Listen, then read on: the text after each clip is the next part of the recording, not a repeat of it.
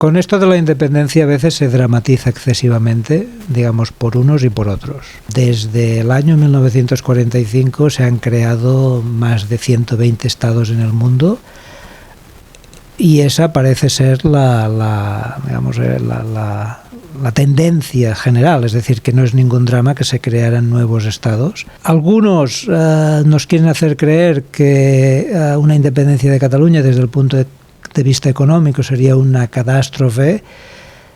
Probablemente no, de la misma manera que algunos quieren creer que una Cataluña independiente sería el paraíso terrenal, y probablemente tampoco es cierto. Mi opinión desde este punto de vista es que la independencia es un proyecto político, que la gente tiene que valorarlo en términos políticos, que tienen que ver si les gusta o no ese proyecto político, si es mejor que el proyecto político que nos ofrece el Estado español, etcétera, etcétera.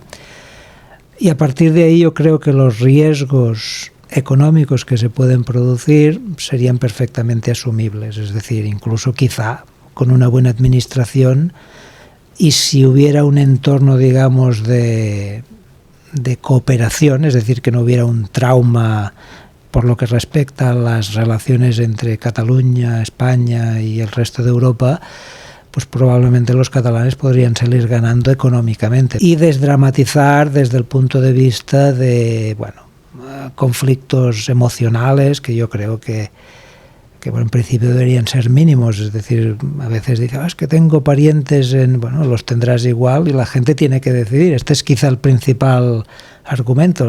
Todos somos demócratas y en principio más o menos estamos de acuerdo en que son las personas las que tienen que decidir cuál es el proyecto político que prefieren. Cataluña realiza una transferencia neta de renta anualmente de un 8% del Producto Interior Bruto hacia otros territorios españoles. Entonces esto quiere decir, con, digamos, una situación de independencia, en principio esta transferencia se eliminaría y por lo tanto, en principio este sería el principal beneficio de la independencia para los contribuyentes catalanes.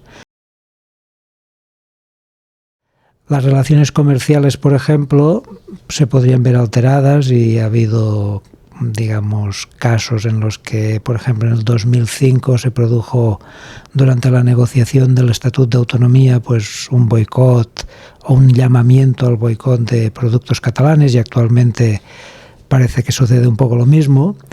Lo que pasa es que las relaciones comerciales son muy distintas en su naturaleza, porque cuando uno comercia, digamos, las relaciones comerciales implican un beneficio mutuo del comprador y del vendedor. Bueno, Cataluña tiene una relación importante en términos comerciales con el mercado español, aunque esto se ha venido reduciendo de una manera, digamos, sistemática en los últimos años. Es decir, en el 1987, por ejemplo, del total de las exportaciones catalanas a todo el mundo, el 75% era España, el mercado español, y actualmente es menos del 50%. Los consumidores, por ejemplo, a veces se guían por factores más emocionales ante un conflicto político o de otras características. Las empresas, por ejemplo, difícilmente boicotearían, es decir, boicotear a un proveedor que te proporciona un buen servicio de una calidad que consideras buena y a un precio que es competitivo, es complicado.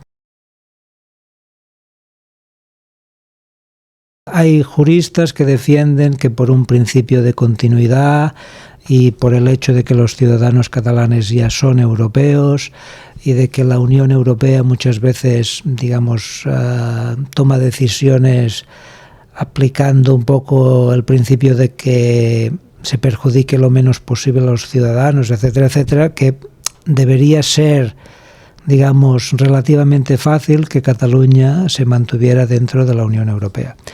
Pero por otra parte hay otros juristas que dicen que esto exigiría, digamos, la unanimidad de los Estados miembros y que hay estados, España u otros, que pueden estar muy poco interesados en que haya nuevos estados en Europa y por lo tanto, digamos, utilizan este argumento un poco también para disuadir a los políticos catalanes. Otra cosa es intentar aventurar qué podría pasar de facto. Es decir, incluso en el caso de que Cataluña estuviera formalmente fuera de la Unión Europea, lo que ya me cuesta más de creer es que realmente, digamos, las empresas catalanas tuvieran problemas para, por ejemplo, exportar, digamos, en condiciones más o menos como lo hacen ahora sus productos a los mercados europeos. Un poco lo mismo que sucede con otros países europeos que no están en la Unión Europea, como Suiza o Noruega, no participan de las decisiones, digamos, que se toman en los organismos europeos, pero están, digamos, tienen acceso al mercado único en condiciones muy parecidas. Tendría la potestad de crear una nueva moneda, pero tener la potestad no implica que lo acabara haciendo. Es muy poco probable que una Cataluña independiente quisiera crear una nueva moneda. Entonces, lo más probable es que Cataluña continuara usando el euro, incluso en el caso de que fuera, digamos, de que no tuviera acceso inmediato a la Unión Europea y, por tanto, a la Unión Monetaria Europea.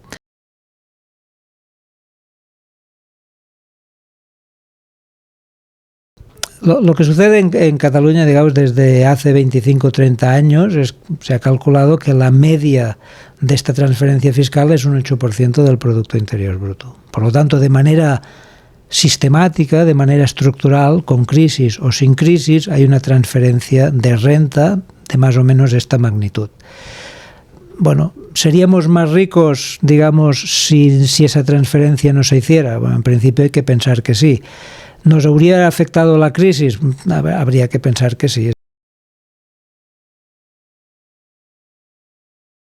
Los catalanes tampoco son tan distintos del resto del mundo. Y por lo tanto podría ser mejor o podría ser peor.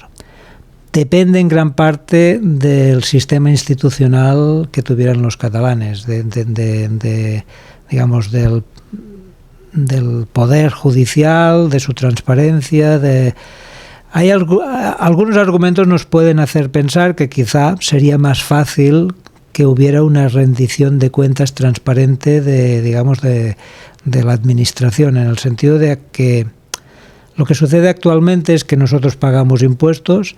Estos impuestos básicamente van a parar al Estado español. El Estado español posteriormente hace transferencias a las distintas autonomías y las autonomías tienen determinadas competencias, pero al mismo tiempo parte de estas competencias, por ejemplo, sanidad o educación, las mantiene el Estado español porque existe todavía un Ministerio de Educación, un Ministerio de Sanidad. Entonces, claro, esto es muy complicado saber exactamente quién hace qué y quién hace las cosas mejor o peor. Probablemente estaríamos en una mejor situación para exigir, digamos, una rendición de cuentas más clara, más transparente.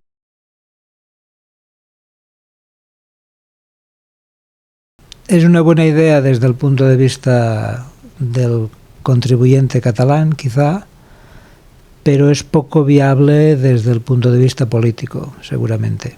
Hay un aspecto del pacto fiscal que es muy importante, que es el del control de los impuestos, es decir, ¿quién controla la agencia tributaria que recauda los impuestos en Cataluña?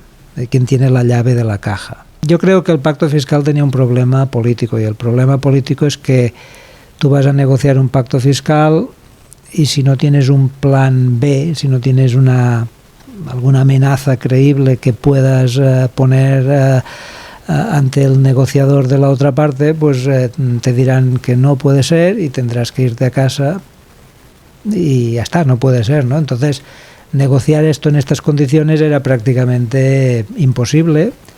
Y por lo tanto, digamos, incluso desde el punto de vista de conseguir un pacto fiscal, quizá lo más razonable para los catalanes es hacerse independentistas. Viable, seguro, pero viable quiere decir poca cosa, porque viable, hay países viables porque existen y son muy desgraciados, muy pobres, están muy mal gobernados, etcétera, etcétera. Es decir, Cataluña es un país, ahora mismo es una comunidad autónoma que, si uno mira el Producto Interior Bruto per cápita, es superior a la media europea.